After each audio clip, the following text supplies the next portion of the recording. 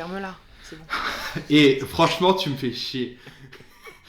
Non, allez, je rigole, je suis de bonne humeur, c'est parti. Tagada de soin, on se lance. Bonjour à tous, vous écoutez Fias et Pouf, un podcast enregistré par Martin. Et Aurélien, Un podcast où l'on parle de tout et de rien. mais surtout de rien. Et bonjour Aurélien, comment ça va aujourd'hui ? Ça va mieux que toi, j'ai l'impression, Martin. Mais j'ai l'impression qu'à chaque fois, je vais mieux que toi. Non ?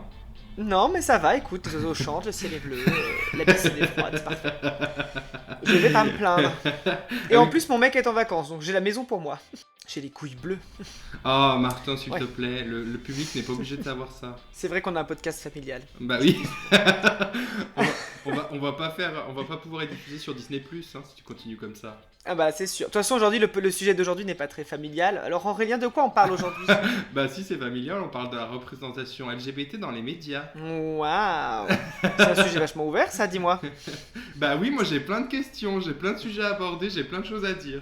Alors je t'en prie, commence Aurélien. Bah en même temps, je suis un peu le militant du duo, tu vois. Donc ça m'étonne pas Oui, que tu bah n'aies pas oui. grand chose à dire et que moi, oui, j'ai plein de choses à dire. Oh bah moi c'est bien connu que je caillasse de l'homosexuel les week-ends. Hein. Attention, je me suis jamais caché là-dessus. Tu es Hein. un skinhead. Exact, un skinhead. Un skinhead. Oui, je suis ça. Ok, bon alors, première C'est question, mon mot-clé Martin. sur Pornhub. Non, je sais quel est ton mot-clé, toi. J'ai pas envie d'en parler. Ouais. Bon, allez.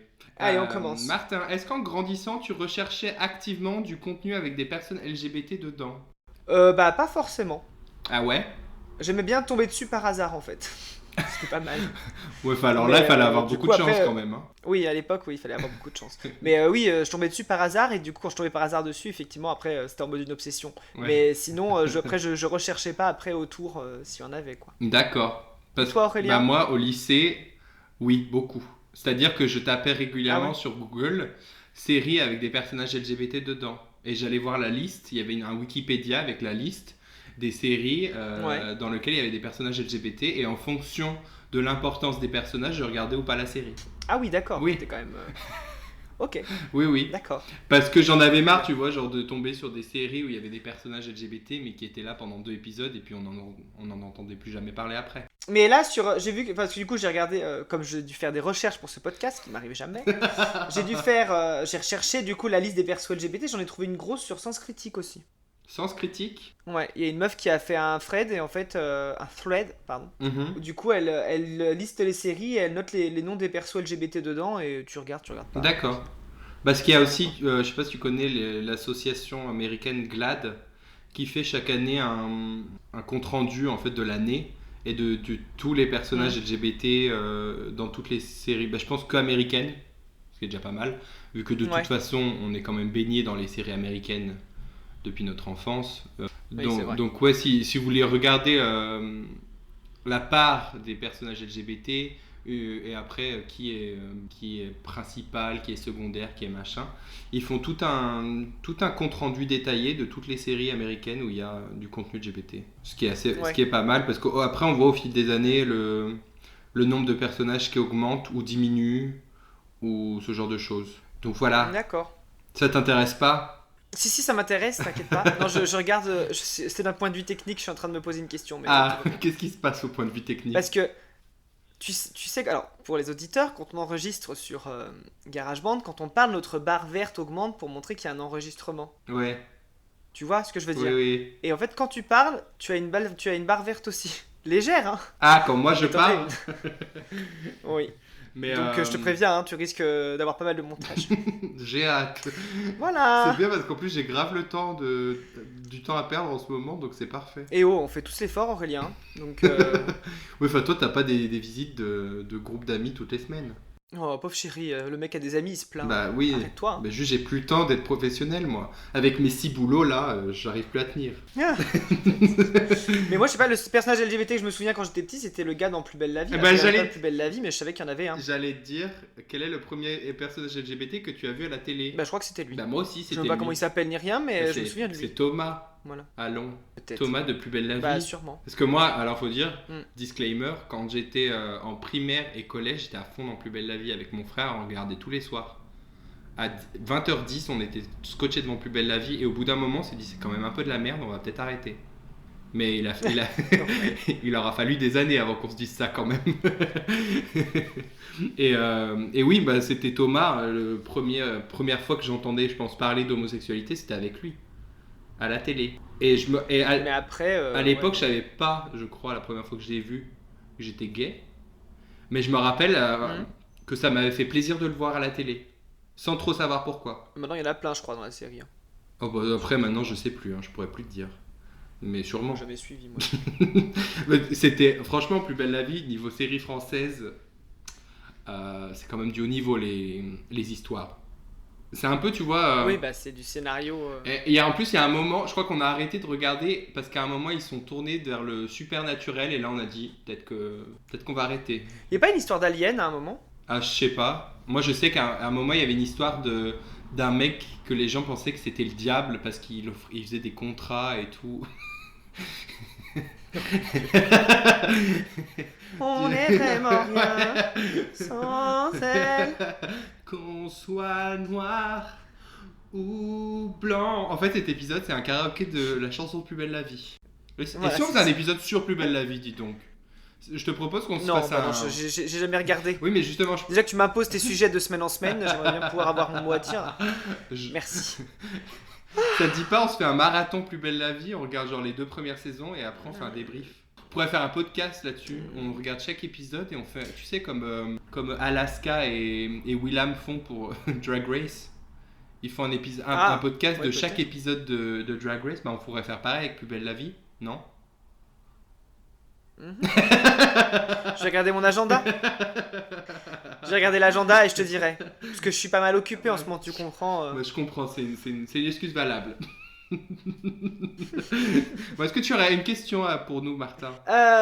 Oui, Aurélien, est-ce que tu dirais que la présence LGBT permet de se créer une safe zone? Je comprends pas ta question. Ah, je t'ai bouché un coup. Non, mais dans le sens où en fait, la présence des personnages LGBT dans les séries permet de te créer une pause dans ton quotidien hétéronormé. Oui et non. C'est bon, tu comprends? Oui, c'est bon, j'ai compris. Allez, t'as eu du temps. Ça raccroche les wagons. Tu sais, moi je comprends vite, mais il faut m'expliquer longtemps. Oh là Oh, là. la petite blague de Le beau. mec a 50 ans. Grave. Bah, pas forcément. Ah Pas ouais? forcément, parce que même s'il y a des personnages LGBT dans les séries, j'ai prévu d'en parler après, Mhm. il y a quand même pas mal de personnages qui restent hétéronormés. Tu vois, qui sont codés Ouais. hétéros, mais Ah oui, dans la série, tu veux oui, dire? dans les séries.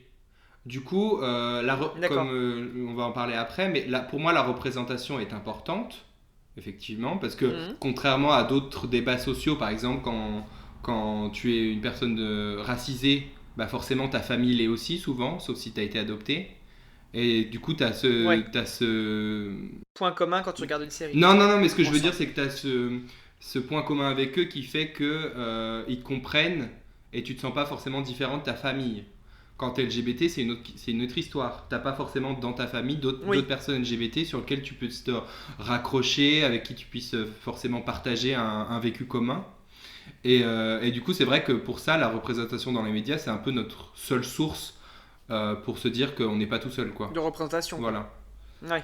Ah, je vois ce que tu veux dire. Donc c'est important. Mais là, après, ça va encore plus loin que juste les séries télé, en fait. C'est la représentation des LGBT dans les médias, tout Oui, court. oui, oui, bah oui, mais bien sûr. Même les stars. Moi, j'avais eu ce débat avec ma mère qui était pas énervée, mais qui était là, genre. Il y avait, je sais plus qui en France qui avait fait son coming out gay. Et qui était là, genre, mais pourquoi ils Ouais. font parler que de ça? On s'en fout de la sexualité des gens. Je dis, bah maman, non. Enfin, entre guillemets, de lui, on s'en fout. Mais le plus de personnes qui font leur coming out au public, le plus il y a de gens qui sont représentés et qui se disent ah bah oui, il y a des gens à la télé qui sont gays, ils ont réussi, blabla, ça donne des exemples de réussite ou entre guillemets que tout est possible, que tu peux être gay dans n'importe quel milieu. Oui, c'est sûr. La représentation a beaucoup d'importance. Mais après, il faut que ce soit de la bonne représentation. Oui, c'est C'est ça, toujours c'est ce que pareil. j'allais dire. Parce que du coup, les représentations LGBT qu'on a à la télé, alors maintenant, on va dire que c'est très diversifié, mais à une époque, c'était quand même très. Enfin, c'était quand même très un modèle, en fait, Oui, qui oui, apparaissait ouais, à la télé, on va c'est dire. ça. Et du coup, c'était pas forcément. Ça allait. Enfin, on va pas dire que ça allait pas dans le sens de la cause, parce que c'est pas ça ce qu'il faut dire, mais C'est que du coup, même toi, tu te retrouves pas dedans en fait, Bah, tu te au retrouves pas final. dedans et moi du coup regardais beaucoup de séries juste parce qu'il y avait des personnages LGBT dedans. Au final, Ouais, les histoires aussi étaient souvent les mêmes, comme s'il y avait que oui. un seul vécu en fait, qu'on était tous pareils, Hmm. qu'on avait tous vécu la même chose, etc. Alors qu'en fait non. Ouais. Mais du coup, est-ce que ce problème-là, il est pas lié au fait que les scénaristes ou les acteurs qui jouent ces séries ne font pas partie de la communauté? Eh ben tu poses les bonnes C'est l'objet questions. d'une de mes questions. Bah, j'ai aussi cette Ah. question et tout. Mais du coup, moi j'ai. Ah! Oui, je me suis pas préparé. En fait, si. Et bim! Reveal, j'ai plein de questions pertinentes. Oui, j'avais cette question en fait. Que penses-tu des acteurs ou des scénaristes qui sont cis et hétéros qui jouent ou qui écrivent des personnages queer? J'avais aussi cette question. Eh Hmm. bien, alors, je vais sûrement paraître pour le passer encore pour le queer nazi. Hein. J'ai hâte d'avoir l'opinion de ton frère sur ce que je vais dire juste après. Mais pour moi, il est important Ouais. quand même de garder les rôles LGBT pour des acteurs LGBT et qu'il y ait au moins des scénaristes ou des personnes qui soient dans le projet qui soient queer. Et quand je dis queer, Oui. c'est-à-dire que si vous écrivez le personnage d'une femme trans de couleur, il faut que dans la salle des scénaristes, il y ait au moins une femme trans noire ou enfin de couleur qui puisse être là pour Hmm. pour dire bah là par Une contre consultante, quoi. vous faites Au non moins. non pas qu'il soit juste consultante mais qu'il soit vraiment impliqué dans la série parce qu'après Oui. c'est la porte ouverte Après, à oui. faire tout et n'importe quoi juste parce que toi tu as un regard Oui, c'est ça. extérieur et tu sais pas de quoi tu parles et du coup tu fais n'importe quoi voire faire des trucs qui sont un peu Oui, c'est sûr. offensifs. Non, je comprends. Alors autant je suis d'accord avec toi pour les scénaristes, je pense que si effectivement tu crées des personnages LGBT, c'est bien d'avoir un avis de quelqu'un d'LGBT déjà pour les écrire, parce que c'est déjà pas mal.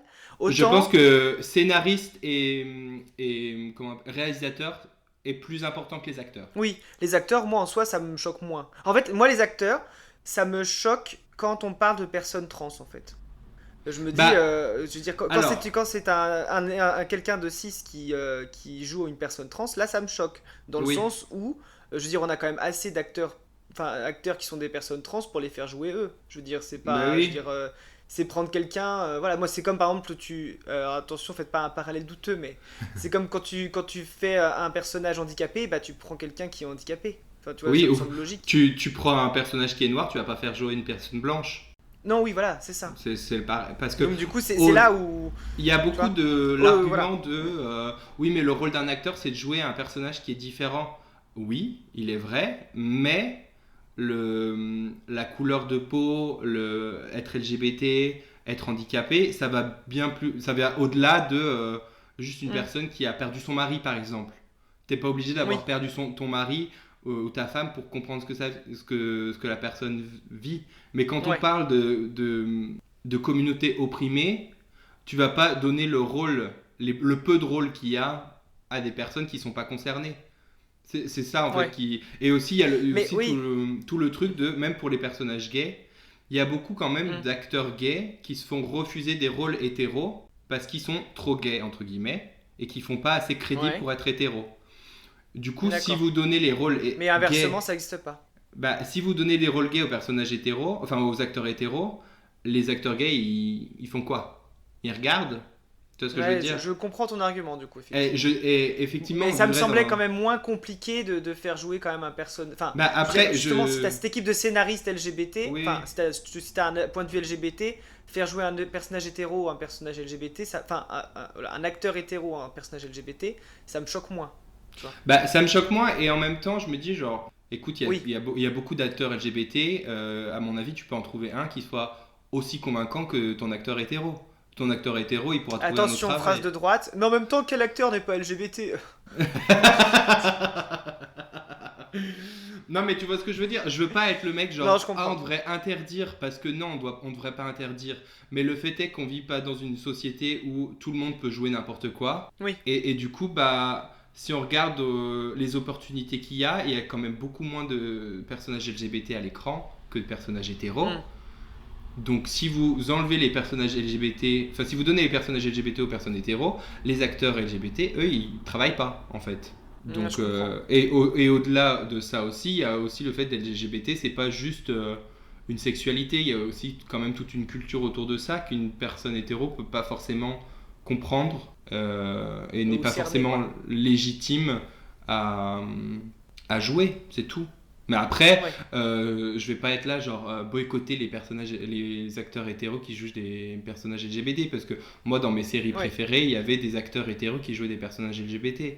Mais parce que dans ces séries-là, ça m'a pas choqué, parce que justement derrière la caméra, dans la salle des scénaristes et les réalisateurs, c'était des personnages LGBT, enfin c'était des personnes LGBT. Donc ils savaient comment en fait traiter les sujets. Et du coup, le personnage était bien écrit. Mais par contre, contre-exemple, tous les films genre Love Simon, la série Love Victor, pour moi ça c'est vraiment un personnage LGBT mais pour les hétéros quoi. Oui, c'est ça. C'est romantiser le personnage LGBT en fait. Mais c'est même pas ça, c'est vraiment hétéronormé au possible. Et vraiment, et c'est juste, bah oui, ils ont fait comme si être LGBT c'était juste une autre chose de son personnage. Et ça c'est un autre débat. Alors oui, les personnes LGBT sont comme tout le monde, mais pas vraiment, parce qu'être LGBT ça a forcément un gros impact sur ta vie. Et pour moi ces séries là c'est vraiment un peu pour faire pour ceux qui veulent, les hétéros qui veulent regarder un truc gay quoi. Ouais, je sais ce que tu veux dire. Voilà. Pour moi il y a des séries LGBT pour les LGBT, il y a des séries LGBT, enfin des personnages LGBT pour les hétéros. Ouais.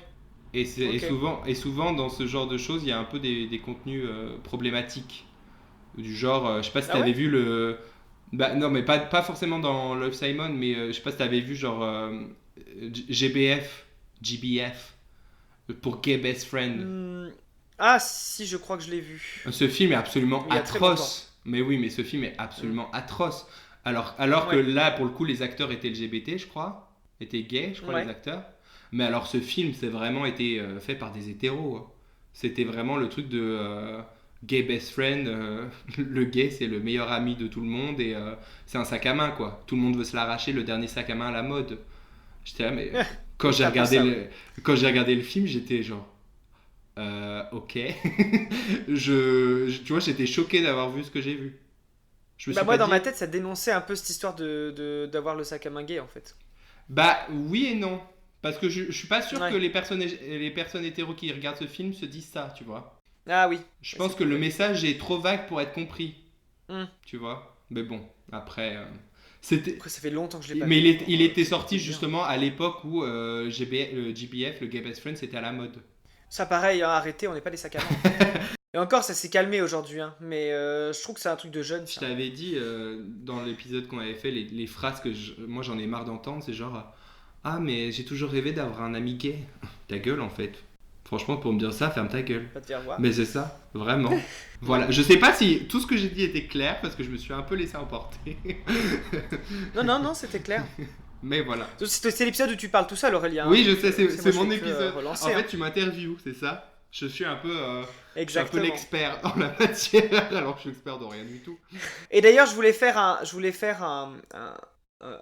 trigger warning pour les gens qui nous écoutent. Le lobby LGBT ne force personne à mettre des LGBT dans les séries. Déjà, il n'y a pas de lobby, comme on l'a déjà dit. Mais surtout, on ne force personne à mettre des personnages gays dans les séries. Donc les gens qui reprochent ça à la communauté en mode c'est à cause de vous qu'il y a des personnages machin et tout, on ne demande rien en fait.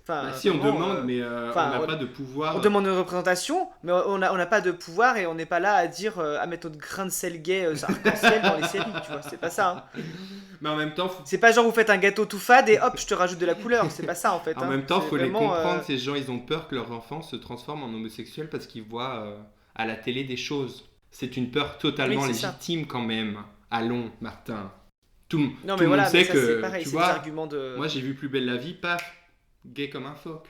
C'est comme ça que ça marche. Non mais c'est ça, moi j'ai vu La Passion du Christ, paf, j'ai crucifié quelqu'un, tu vois. Enfin, je veux dire, au bout d'un moment, ça marche pareil. Hein. Donc bon. J'ai vu Hannibal, paf, j'ai mangé des gens. C'est pareil. J'ai une très forte influence sur moi. Bah oui, mais Alors soit vos enfants, soit les enfants, soit leurs enfants sont teubés de ouf et genre vraiment la moindre chose qu'ils voient à la télé ils prennent pour argent comptant, soit c'est juste que c'est des gens intolérants. Mais c'est bah, souvent la deuxième solution. c'est même tout le temps là, parce que une série. C'est tout le temps la deuxième Parce que solution. déjà, tu sais, tu peux pas rendre quelqu'un homosexuel. Je sais pas si t'étais au Non, courant. déjà. Peut-être que c'est une breaking news, mais c'est pas possible. Mais du coup, je te disais bien à mettre les choses au clair. Ouais. On n'est pas là nous ne sommes pas tous les scénaristes. Enfin, bon. Du coup, ça fait un peu Je ce que tu dis, ça rejoint un peu une question que j'avais posée. C'est que penses-tu de l'argument Vas-y. aujourd'hui qu'il y a des gays dans toutes les séries? Donc, entre guillemets, on a plus besoin de demander la représentation parce que de toute façon, dans toutes les séries maintenant, il y a personnages gays. Qu'est-ce que tu en penses de cet argument? Bah, moi, tu sais, j'avais déjà donné mes arguments dans un autre podcast là-dessus. Ah bon? Je me rappelle plus. Parce que moi je me dis que si aujourd'hui tu remarques encore qu'il y a un personnage gay dans une série, c'est que visiblement il y en a pas. Enfin, tu vois, c'est que c'est pas encore banalisé. Mhm. Si encore ton problème aujourd'hui c'est de dire oh là j'en ai marre, j'ai encore vu un gay dans une série, c'est que tu as un souci et que du coup c'est ce qui t'embête, c'est pas qu'il y ait trop de gays, c'est juste que tu as un problème avec les gays. Oui, Enfin, oui. tu vois, attends, je méprise Ouais. peut-être mal, mais tu vois ce que je veux dire, c'est que tant que ça te choquera toujours d'avoir un gay, un noir ou un asiatique, de le voir dans la série, de, ah bah non mais c'est tout le temps ça, il y a toujours un gay, un noir, un asiatique ou un arabe, et bah derrière, si c'est ça que tu remarques à chaque fois que tu regardes une série, c'est que bah, le travail est pas fait. Enfin, qu'il y a encore du boulot, tu vois. Oui. À partir du moment où tu le remarques encore, c'est qu'il y a du boulot. Quand tu le remarqueras plus, c'est que c'est bon. Voilà, c'est tout. Ok.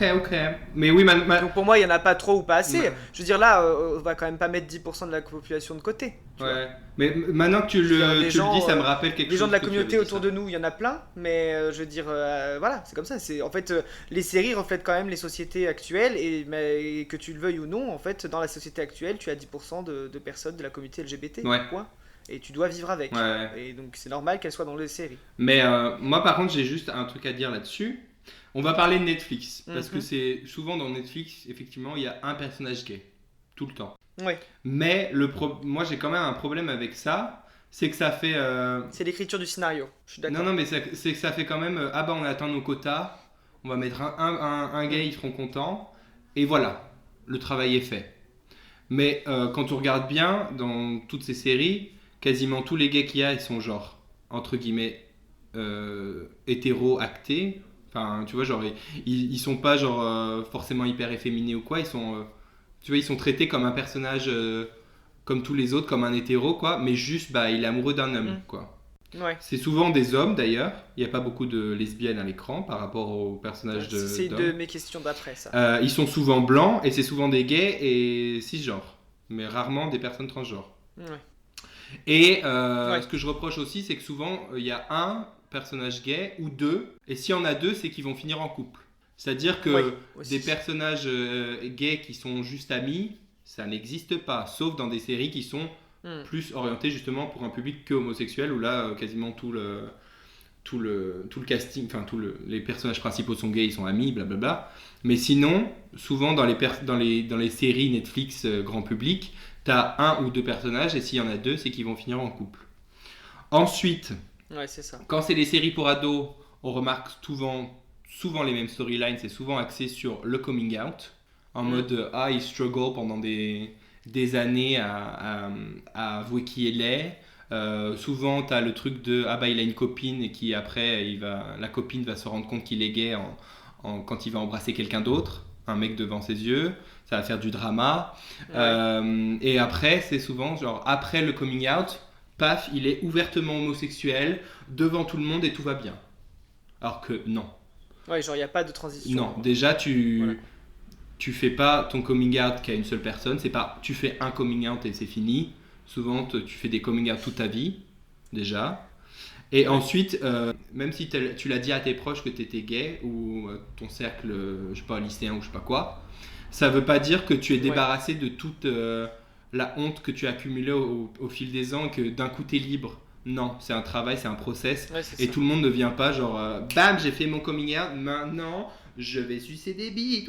Tout va mieux, quoi. Tu vois, genre, non, c'est. Ouais, je vois ce que tu veux dire. Ça marche pas comme ça et tu verras presque jamais des personnes dans la vraie vie qui vont agir comme ça. Et souvent leur storyline se contente d'être juste je suis gay, je le dis à personne, je fais mon coming out, et après, le personnage gay, il devient quoi? Un pot de fleurs. Il devient le meilleur ami Mais c'est ça. qui...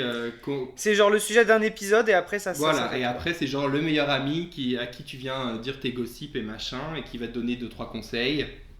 Parce qu'évidemment, les gays ont toujours des bons conseils. Et voilà. Et après, Ouais. on passe à autre chose. Donc, oui, effectivement, il y a de plus en plus de personnages LGBT, mais la qualité des personnages n'est pas forcément toute à un niveau super, super, quoi. C'est qu'il vaut pas forcément. Voilà, j'ai Ouais. fini mon rant. C'est un épisode pamphlet un peu aujourd'hui. Mais oui, non, je vois ce que tu veux dire. Non, parce que là, en fait, moi, pour me faire mon travail, hein, j'ai regardé une vidéo d'un gars sur YouTube, justement, qui parle de ça, de l'homosexualité dans les... Mais lui, il dit l'homosexualité, mais finalement, il parle de plein de choses. Il parle aussi de la transidentité, plein de choses. Ok. Et comme il le dit lui-même, il est un hétéro cis blanc, il n'a pas encore tous les codes et qu'il fallait le corriger dans les commentaires, donc il s'est bien fait corriger, mais c'était intéressant ce qu'il disait. Mais du coup, cette vidéo, c'est la vidéo de Régé Legoria. C'était pas mal. En fait, moi j'ai quasiment trouvé toutes mes questions dans les commentaires. Du coup, les gens qui ont commenté cette vidéo.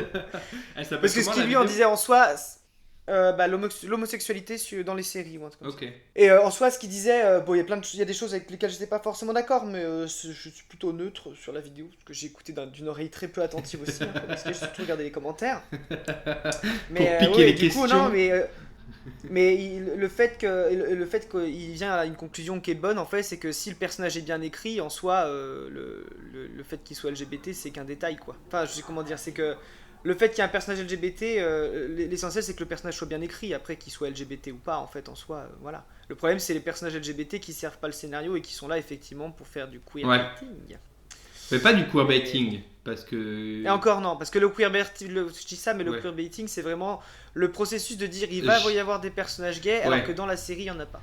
J'ai prévu de faire un petit point dessus après, t'inquiète pas. Ah, voilà.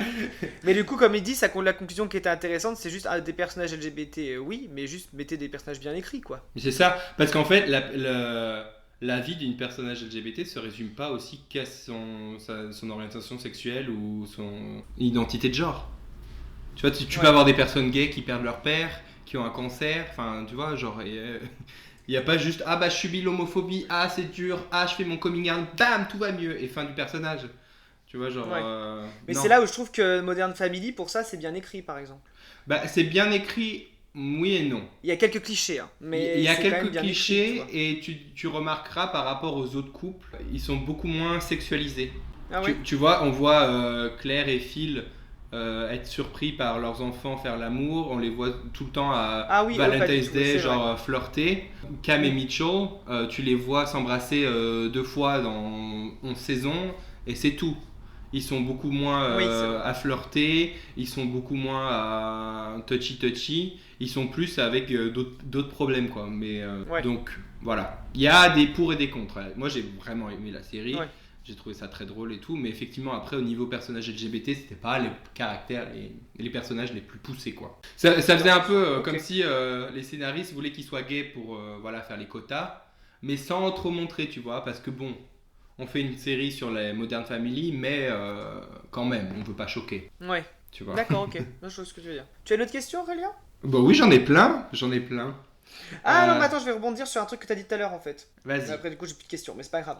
Est-ce que tu dirais qu'il y a une différence de traitement dans les séries entre les différentes lettres LGBT? Alors, c'est-à-dire, est-ce qu'il y a une différence de traitement des lesbiennes, une différence de traitement Ah bah des oui. gays, une différence de traitement Bah oui. des personnes trans, tu vois? Oui, clairement. Mais du coup, ça rebondit sur ce qu'on disait tout à l'heure. Clairement, la majorité des personnages LGBT sont des hommes gays cis. Des lesbiennes, Ouais, c'est ça. pas trop. Et encore, ce que disait le gars tout à l'heure dans sa vidéo, et puis des gens en commentaire, c'est qu'en fait, on voit quand même des hommes gays cis depuis assez récemment, enfin assez récemment, je parle des années 2000. Hein.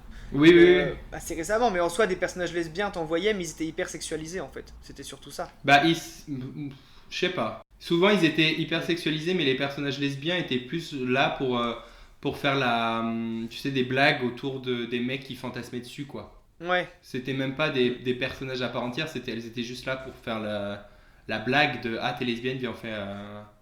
Enfin, tu vois, des hommes qui fantasment, quoi.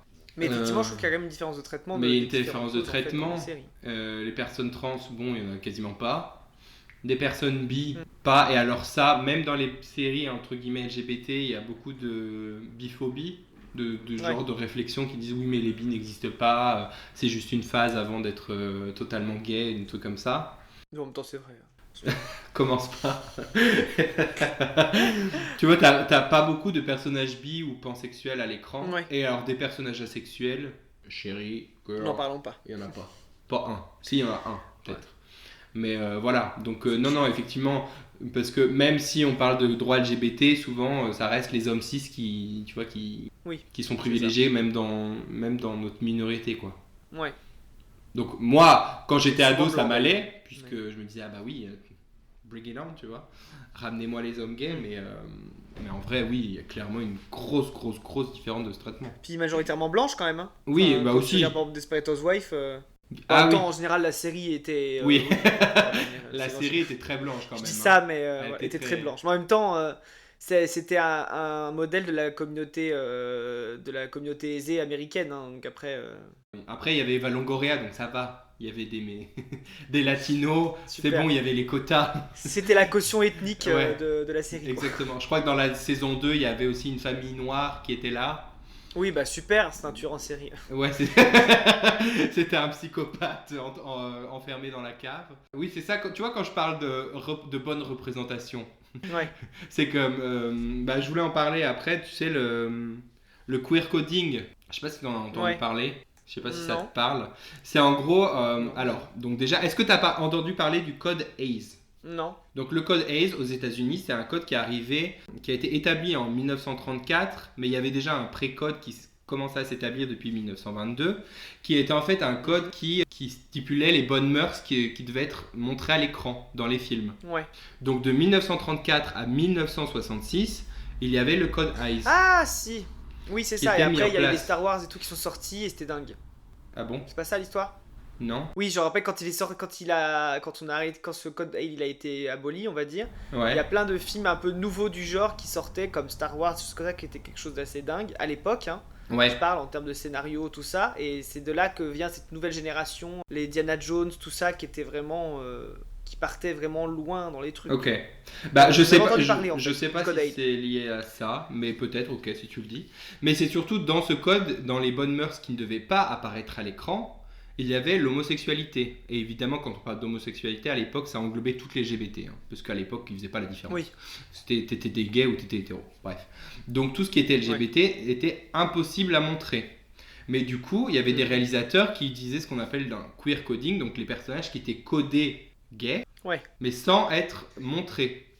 Mais tu remarques après, en fait, que tous les personnages qui étaient queer codés étaient que des méchants. Genre dans tous les Disney, tous les méchants, t'as Scar, t'as Hades, ils sont totalement queer codés à être plus efféminés, un peu machin, drama, tout ça. Scar, techniquement, il a une femme, hein. Oui, mais il était très efféminé. Il avait très de manière, il était très dramatique. C'est totalement queer coding dans toute sa splendeur, quoi. Ouais. C'est dur de voir ça chez un animal, en fait. Autant Hades, je comprends, mais alors Scar, pas du tout. Mais, si, il était un peu, il avait un peu le syndrome du poignet cassé, hein, pour un lion, quand même. Oh, arrête. Mais du coup, ça avait tout ce queer coding qui était souvent associé en fait aux méchants. Donc dans l'esprit général, ça crée quoi ?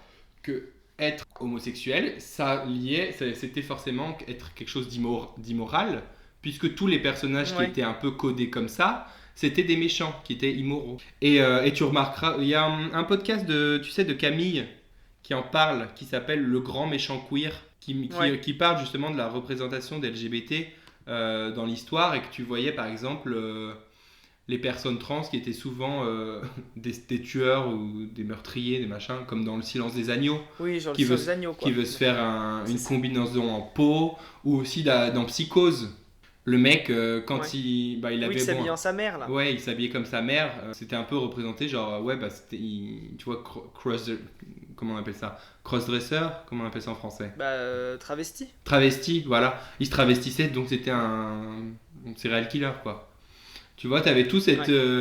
c'était pas forcément même compris par les gens, mais toutes les représentations, toutes les petits bouts de représentation pendant des années, c'était des personnages complètement atroces, quoi. Donc ça. Et nous en France, on avait la cage aux folles. Voilà. Ben ça, pour le coup, c'est pas tant mauvais que ça.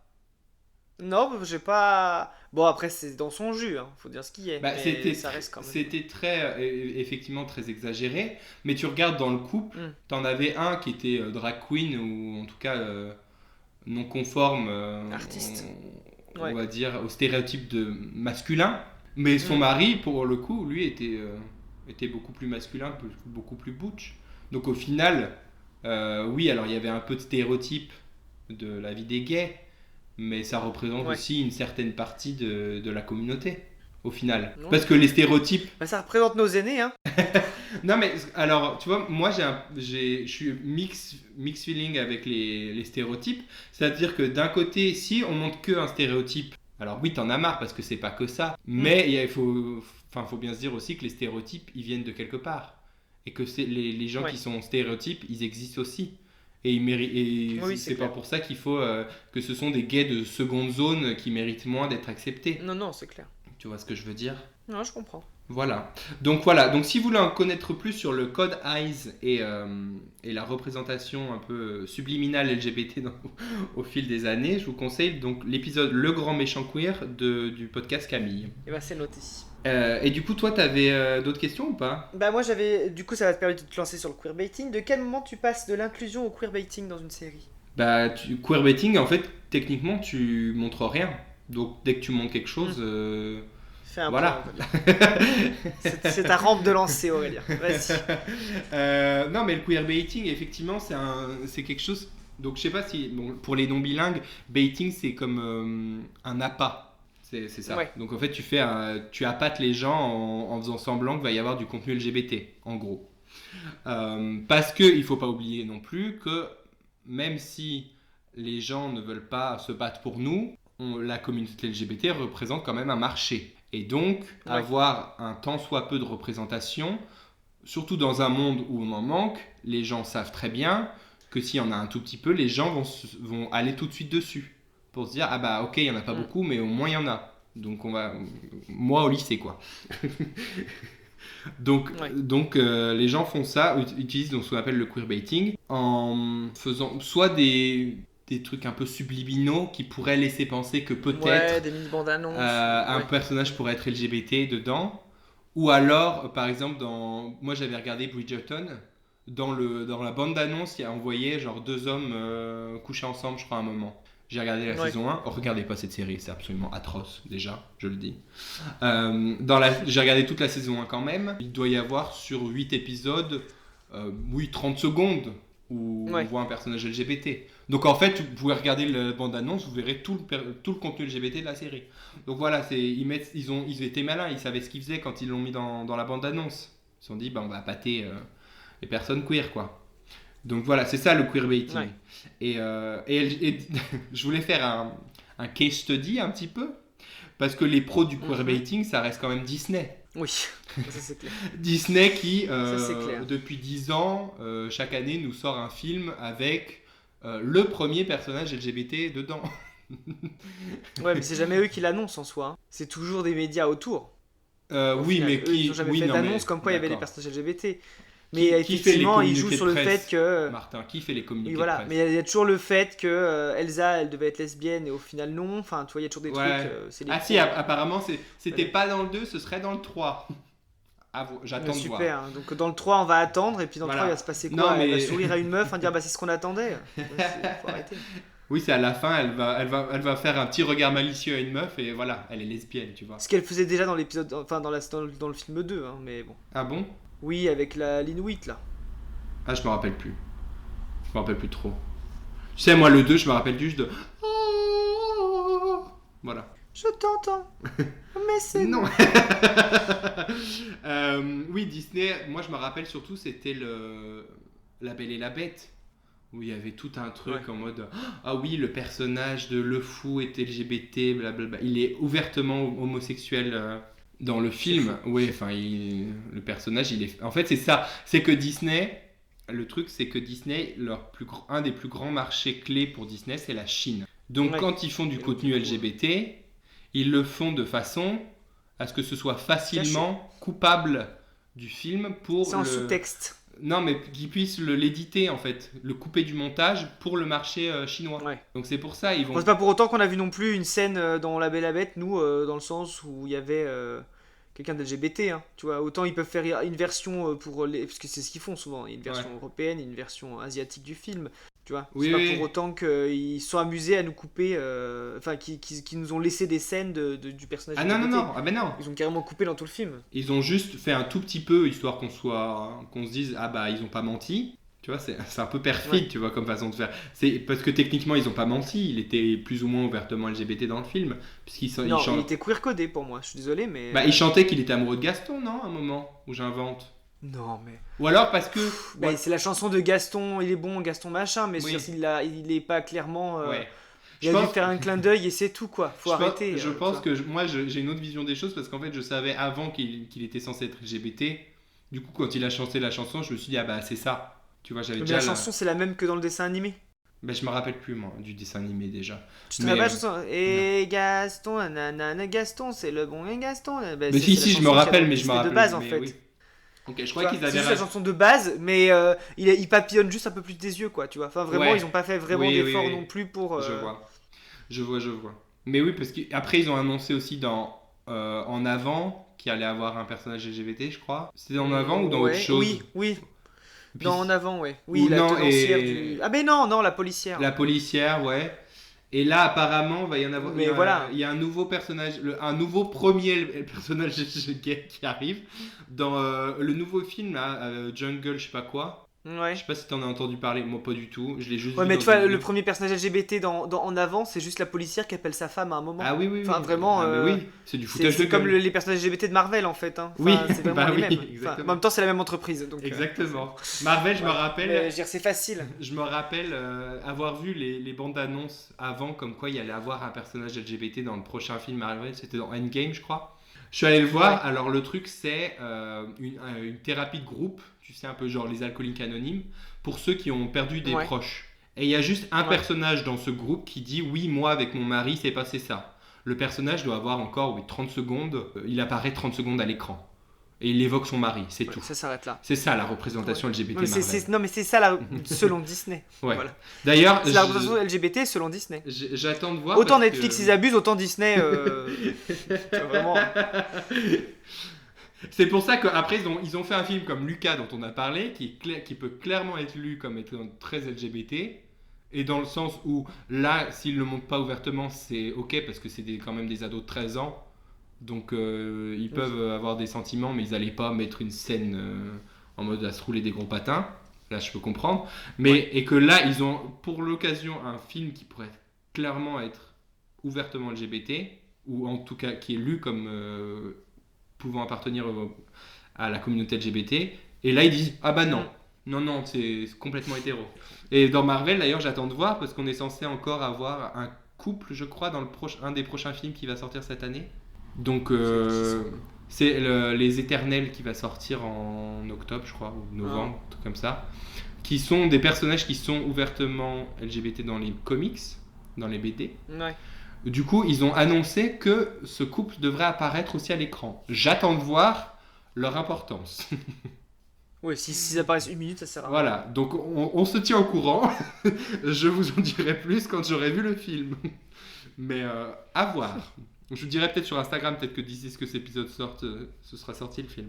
Mais voilà, attends. On verra bien. Et oui, alors aussi, ce dont je voulais parler dans le queerbaiting, qu'on n'a pas évoqué, c'est que souvent, il y a même aussi, au niveau de comment les personnages hétéros sont écrits, une espèce de queerbaiting dans le sens ambiguïté. Où si par exemple deux personnages, si ces deux personnages c'était un homme et une femme, clairement, ils finiraient en couple. Mais là, si c'est deux hommes ou deux femmes, ils sont juste hyper amis. Mais tu vois, ils jouent quand même avec ces codes d'écriture. C'est ambigu quoi. D'ambiguïté en mode, clairement, si c'était un homme et une femme qui jouaient ces rôles-là, ça aurait été là, ils sont trop mignons, ils vont finir ensemble à la fin du film, comme à chaque fois. Mais là, parce que c'est deux hommes ou deux femmes, ils vont être écrits exactement comme un couple hétéro, mais ils vont juste être bons amis. Je vois ce que tu veux dire. Et ça aussi, c'est une technique beaucoup utilisé. Genre par exemple, Attends, je suis en train de penser, dans Marvel, il n'y a pas Loki, non, qui voulait faire bi ou un truc comme ça? si, oui. Bah il y a, bah pareil. Du coup, j'ai regardé c'est dans la série qui est sortie il y a pas longtemps, Ouais, où il évoque sa bisexualité. Alors il l'évoque plus ou moins ouvertement. C'est-à-dire, il va pas dire je suis bisexuel. C'est-à-dire, il va dire oui, il y a eu des princesses et des princes, mais je suppose que toi aussi. Enfin, un truc comme ça. Entre guillemets, qu'il est sorti avec ouais, des gens de plusieurs genres. Donc, comme quoi, il serait. ouais. Il dit pas oui, je suis bisexuel, quoi. Donc, ça reste un peu. Ouais, je vois ce que tu veux dire. C'était fait de manière à ce que tu comprennes, mais si tu es complètement fermé d'esprit, tu vas pas forcément le comprendre. Un truc comme ça, Oui, tu c'est vois. ça. D'accord. Et puis, Ok. après, juste après, il tombe amoureux d'une meuf. Donc bon, voilà. Ah bah oui, Tu pour vois. remettre les choses en place quand Parce même, parce qu'il est que bi, mais sinon, il va pas sortir avec un ce mec serait non plus. dégueulasse. Bah ouais. Ouais, pas déconner. Voilà. Tu sais, pour ce que je disais, est-ce que tu as déjà vu la série, ou tu as déjà entendu parler de la série Supernatural? Supernatural. Ça me dit un truc. Ouais. Oui, Bah ça, dans la ça me dit quelque série, il y chose. avait les fans, la première heure de la série, ils voulaient que deux personnages Ouais, finissent en couple. ouais. Deux mecs. Et qui en mode bah ils sont tous les deux bisexuels, on s'en fout, blablabla, mais parce que clairement ils avaient des dialogues genre ah je peux pas me passer de toi et tout, t'es trop important dans ma vie. Donc évidemment les gens ils étaient là Ouais, genre ah bah ils pourraient être en couple, enfin tu vois au bout de 15 ans que ça dure leur histoire, voilà.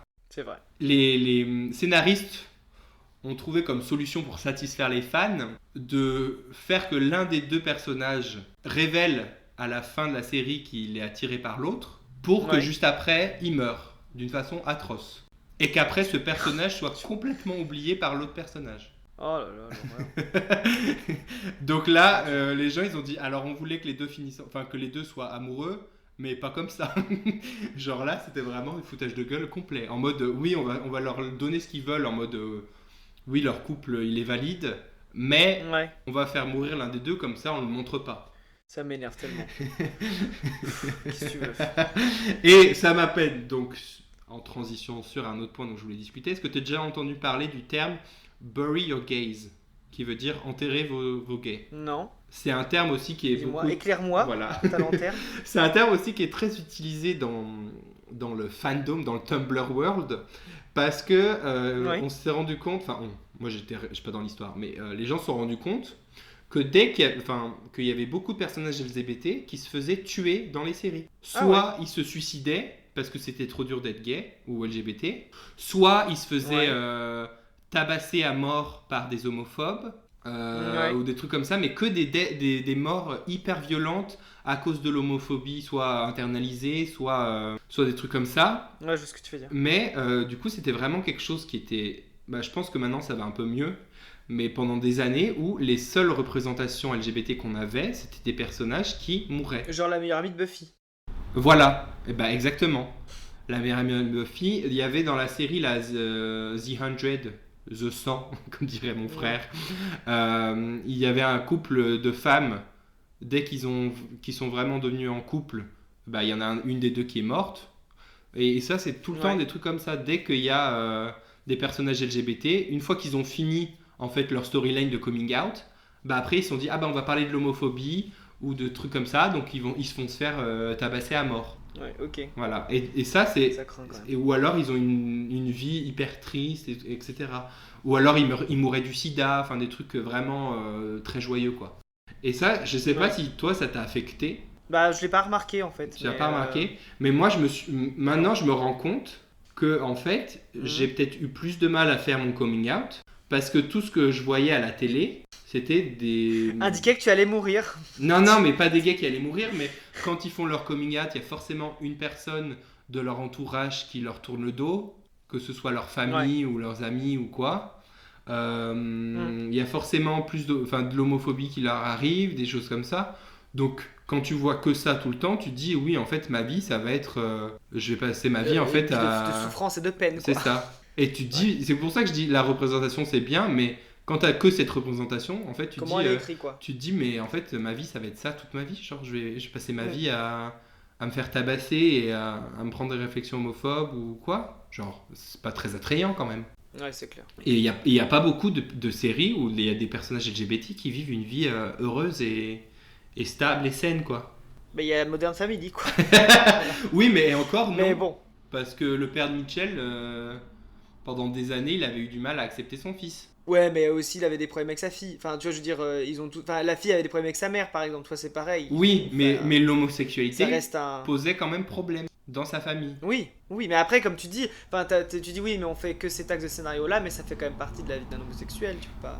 Oui, mais toi, t'as pas eu de problème avec ta famille, par exemple. Non, non, c'est sûr. Bah voilà, donc pourquoi il y a un personnage où sa famille pourrait être hyper acceptée, C'est vrai. enfin, tu vois. Je te demande. Bah, Love Simon, la famille va bien, hein. Oui, mais il y a tous les trucs. Oui, mais alors là, Simon, le drama de.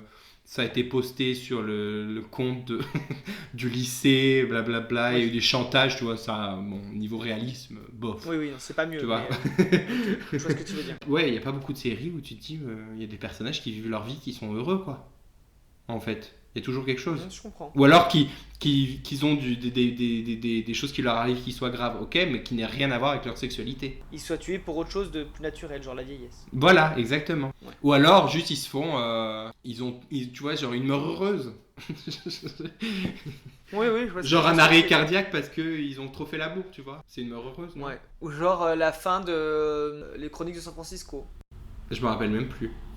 La série télévisée, pardon. La série Netflix, La la série. truc Netflix, là, quand elle meurt Ouais. à la fin, elle meurt de vieillesse, non? Heureuse, oui. Elle meurt de yes, ouais. Voilà. Bah voilà. Ou dans Non. le livre, elle meurt pas du tout, hein. Mais c'est faux. Mais, Dans le livre, déjà, elle vend la maison, ouais. au final. Enfin, elle vend la maison sur les Hills, là. Parce qu'elle est trop vieille pour s'en occuper. Et du coup, elle emménage avec un jeune homme trans, du coup. Ok. Qui travaille avec Mouse. Et là, pour l'instant, elle est toujours pas morte, hein, dans les livres. Donc, Pour l'instant. vraiment, là, Ça ne saurait Netflix l'a tarder. tué juste pour la fame, quoi. Ouais, mais là, Netflix l'a juste tué pour la fame, Mais- tu vois. Parce que techniquement, Maupin, il a pas écrit une fin où elle meurt. Mais Donc, de c'est toute vraiment- façon, c'est plus Mouse qui est à deux doigts de mourir à la fin du dernier livre, tu vois. la série Netflix est complètement inventée, de toute façon. Enfin, ça sort pas des Ah livres. oui, oui. Ouais, non, ça sort pas des livres parce que toute cette histoire de policiers et tout, je crois pas qu'elle soit racontée dans les livres en fait. Je me rappelle même plus de ce qui se passe. Il raconte comment. Bah, en fait, dans la série, Anna Madrigal, déjà, on raconte pas son enfance. Ouais. On raconte. Enfin, tu vois, vraiment, on raconte quand elle arrive à San Francisco. Ah qu'elle oui, devient, c'est ça le flic. libraire, et Ouais. puis du coup, elle tombe amoureuse d'un policier, c'est ça le pitch, tu Ouais, vois. ouais, Et ouais. le policier découvre que, puis en fait, ils vivent de l'amour, enfin voilà, tout ça. Et en gros, elle fait des émeutes dans un café. Mais en gros, c'est pas ça du tout. Dans le livre, il raconte pas du tout ça. Enfin, Ah. dans le livre, il raconte surtout son adolescence à Anna Madrigal. D'accord. Ok. L'adolescence où il était un jeune homme homosexuel, tu vois, donc rien Ok. à voir. Et Mais- où en fait, il a clairement poussé quelqu'un à se suicider. Oh. Ah. Ah, d'accord. Donc rien à voir, tu vois. Ah Enfin, vraiment, parce qu'il était amoureux d'un garçon et il a Bah, forcé, elle, du il a un peu révélé. Bah oui, elle. Elle, quand elle S'il était te à plaît. l'époque un garçon, Non, et elle. fréquentait, enfin, avait eu 2-3 expériences avec un garçon, et elle l'a un peu forcé à. Elle l'a un peu outé auprès de sa famille, et le gamin s'est jeté sous un train, tu vois. Enfin, le truc. Voilà. Bah, justement, ce que je disais, encore une histoire. Ça a été romantisé alors Bien qu'en fait sympa. Maupin avait écrit quelque chose complètement différent. Et c'est là où Maupin, je lui jette pas la pierre dans le sens où il a quand même écrit des choses intéressantes. Mais Ok. Mhm. enfin, il a quand même outé quelqu'un. Moi, ça reste toujours un nom pour moi. Mais Bah voilà. oui. Hein. Après, c'est ça aussi, genre, on en fait des symboles, hein, entre guillemets, les personnes LGBT. Mais c'est pas forcément des personnes respectables non plus. Hein. C'est pas parce Non, que non, ils ont fait beaucoup de bien sûrement pour la communauté, mais au final ça reste des Ouais. humains qui font un peu de la merde. Donc voilà. Autant qu'il dans ses livres, il crée un personnage d'acteur justement qui en fait et pour la télé, enfin qui en gros pour les films soit hétéro, mais que dans sa vie privée est homosexuel et que du coup il crée un personnage fortement inspiré de celui Ouais. qui connaît dans la vraie vie. Ok, tu vois, je peux comprendre. Là, il y a une histoire de. Bah, à l'époque, c'était pas accepté, il y a des gens qui font ça. Mais autant Mhm. après, après la mort d'un acteur, dire bah en fait il était gay depuis le début, je le savais, machin et tout, il nous l'a dit, alors que sa veuve est encore en train de pleurer sa tombe. Tu vois. C'est un peu dommage. Bah tu vois. après ça, Surtout que sa c'est femme, c'est elle devait le qui savoir. empathie aussi. Sa femme devait le savoir. Oui, sa femme devait le savoir, mais c'est elle qui empathie au Ouais. final. Tu vois, Ouais. c'est pas cool. Mais elle se fait un peu humilier Que par. tu le veuilles ou non, par ce son mec mari, s'est quoi. peut-être caché toute sa vie, mais voilà, il avait peut-être un accord avec sa femme, et Mhm. là, sa femme qui est encore vivante, du coup, se prend tous les tirs. Mhm. Ouais. Tu vois, c'est pas top non plus. Ouais. Donc je sais pas. Bah, enfin bon, bref. C'est pour ça, je suis mitigé sur le personnage. Bien sûr. Je Mais comprends. bon. Mais bon, ça va pas t'empêcher de dormir. Mais non, pas du tout même. Bon bah voilà, on a fait le tour. On va passer aux recommandations culturelles. Bah, je crois, hein, parce que moi je vais pas. T'as ton top de séries, mais bon, tu vas peut-être te les recommander culturellement en fait, je suis en train de dire. Bah oui, c'est ça, c'est dans mes... Ton top de séries LGBT. Ouais, c'est ça. Bah du coup... Moi je voulais pas les recommander, donc j'en dis juste deux, je dis juste Please Like Me et Feel Good. Voilà, tu peux y aller. Please Like Me et Feel Good. Ok, pourquoi pas. Bon choix. Bah du coup, moi en recommandation culturelle. Du coup, apparemment, j'en ai déjà parlé dans l'épisode d'avant, où il y a 2 épisodes de Mixed, je crois, Oui. mais je l'avais pas regardé. Mais reparle-en hein, si t'as vraiment aimé. Je l'avais pas regardé quand j'en avais parlé, ça je suis sûr. Je l'ai regardé, j'ai adoré. Mais vraiment, j'ai jamais été autant emballé, je pense, par une série française. Ou en tout cas depuis longtemps. D'accord. Donc ça vaut vraiment le coup. En plus, là, il y a de la représentation LGBT dedans, donc qui représente en plus la communauté à l'époque, donc de 1960. Ouais. Donc voilà, c'est intéressant. Ah oui. Ensuite, du coup, si vous savez pas quoi regarder comme série LGBT, je vous conseille dans le genre science-fiction, il y a Sense8 qui est vraiment top, parce que pour le coup, c'est fait par des personnes trans, avec un casting, des personnages LGBT. Tous les personnages sont LGBT d'ailleurs, quasiment. Ensuite, nous avons Pause, donc qui parle de quand même la communauté LGBT racisée à New York dans les années 70, 80, 90, 2000. Je crois que c'est sur toute cette période-là, avec la ballroom culture, mais je crois que j'en avais déjà parlé de cette série. C'est vraiment une de mes séries préférées. Ensuite, en exemple de série où on n'a pas des gays qui... enfin, on a des personnages LGBT qui sont heureux. Il y a Génération qui vient de sortir sur HBO. Donc c'est un peu teenager, c'est pas forcément la série la meilleure de tous les temps. Mais c'était sympa et ça permet d'avoir aussi... Il y a beaucoup de représentation parce que ça parle en fait dans un lycée d'une alliance, là, comment on appelle ça ? Un club de personnes LGBT dans le lycée, tu vois. Et du coup, tous les personnages sont plus ou moins queer, avec plusieurs storylines complètement différentes de leur sexualité. Enfin, voilà, c'est pas que focus là-dessus, donc c'est cool. Ouais. Ensuite, il y a It's a Sin qui parle, j'en avais déjà parlé ça, de l'époque SIDA en Angleterre, qui vraiment m'a chamboulé, moi, personnellement. Ouais. Et en film, je vous conseille Pride, qui est quand même assez feel good. Tu ne me contrediras pas là-dessus, je suppose. Pride, c'est une série ou c'est un film ? C'est un film, je viens de dire en film. Film, oui, j'avais adoré. Oui, pardon. Film, je suis d'accord. Pride, on devrait en faire une comédie musicale. Bon. Oui, c'est ça. D'ailleurs, pour une comédie musicale, j'ai regardé Moulin Rouge pour la première fois cet après-midi. Ah, et t'as aimé alors ? Bon, pas ouf. Hein. Ouais. C'est très très long. Hein. C'est un peu long. Oh, moi, j'aime bien les chansons, mais j'avoue que je re-regarderai pas le film dans sa totalité. Non, si vous voulez avoir une belle expérience Moulin Rouge, allez à Europa Park et faites l'attraction du Moulin Rouge. Là, ça vaut le coup. Mais, ou allez au Moulin Rouge. Film, hein, vous embêtez pas. Ou allez au Moulin Rouge. Oui, ou allez au Moulin Rouge, hein, tout simplement. Mais l'attraction du Moulin Rouge à Europa Park est mieux que le film, je peux vous le dire. Et sinon, en film qui sont là, plus pas feel good du tout, que je vous conseille quand même, c'est Boy Erased. Ça parle de la thérapie de conversion aux États-Unis, inspiré de faits réels. Et aussi le film Bobby seul contre tous, où là c'est une mère chrétienne qui accepte pas son fils et qui après petit à petit, avec les événements qui se passent, commence à changer d'avis. Et c'est également inspiré de faits réels. Voilà. D'accord, ok. Voilà. Donc ça c'est pas du tout gay. Enfin. Ouais. D'accord. Voilà. Et toi, et ben à moi, oui. Du coup, pour mes recommandations culturelles, pareil, je me suis tourné vers le thème LGBT. Donc, je vous conseille 2 BD cette semaine. Alors, j'en ai une, je sais pas si je l'ai déjà conseillée, mais je vais quand même vous la reconseiller. Il y en a une qui s'appelle Le genre, c'est obscur objet du désordre, où en fait c'est une BD qui parle en fait de la théorie du genre et justement comme on devrait pas l'appeler la théorie du genre, parce qu'une théorie, c'est pas un mot forcément positif. Ouais. Je vous le conseille parce que du coup ça reprend en fait toute l'historique de comment cette théorie entre guillemets s'est créée et en fait ça explique avec des mots clairs et simples la théorie du genre et ce qu'il faut en comprendre et pourquoi c'est bien et pourquoi il ne faut pas avoir le mal partout. Ça déconstruit en fait tous les arguments de la manif pour tous. Hein, ouais. Ça déconstruit tous les arguments en fait de ceux qui sont contre et c'est très très bien. Du coup donc je vous la conseille. Ça s'appelle Le genre, cet obscur objet du désordre et c'est aux éditions Casterman. Par Anne-Charlotte Husson et Thomas Mathieu. Je vous conseille. Peut-être que je vous ferai une photo Insta, mais je sais que je vais oublier.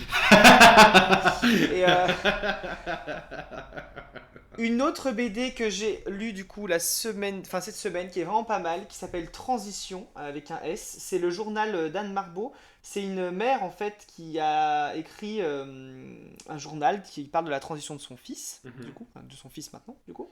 C'est Élodie Durand, enfin du coup l'autrice c'est Élodie Durand, mais c'est elle en fait qui a récupéré les témoignages et qui en a fait une BD. Et en fait, c'est le témoignage de cette mère, du coup, du coming out de son fils jusqu'à la fin de sa transition. Et c'est assez intéressant parce que du coup, on part vraiment du constat où elle a du mal à l'accepter. Ça prend quand même. La BD, en fait, se passe quand même sur 3 ans. Donc, en fait, du parcours où elle apprend, enfin, où elle a le coming out, enfin, le coming out se fait, et jusqu'à la fin où elle accepte et en fait se renseigne sur plein de choses et accepte son fils tel qu'il est. Donc, c'est assez intéressant, je vous le conseille. Donc, c'est Transition avec un S et c'est aux éditions Delcourt Mirage. Et à la fin de ce bouquin, elle donnait en fait les différentes pistes pour aller plus loin justement dans la question des personnes trans. Dans la cause des personnes trans et pour comprendre un peu, pour découvrir le sujet justement et s'instruire dessus. Donc elle donnait aussi ses propres recommandations et du coup je suis allé en écouter quelques-unes. Il y a les couilles sur la table, vous en avez déjà parlé, de Victor Artaillon, on vous le conseille toujours. Et il y en a un nouveau que j'ai écouté du coup avant-hier qui est pas mal, qui s'appelle Un podcast à soi de Charlotte Bien-Aimée sur Arte. De Arte Radio, et il est vraiment très très bien. Enfin, franchement, c'est des bons. Après, il faut avoir le temps, c'est des épisodes d'1 heure, mais en même temps, aujourd'hui c'est la norme. Des épisodes d'1 heure, 1 heure et demie.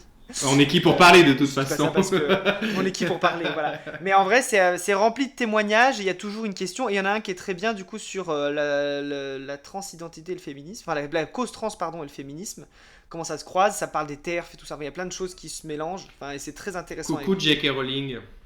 Oui, clairement.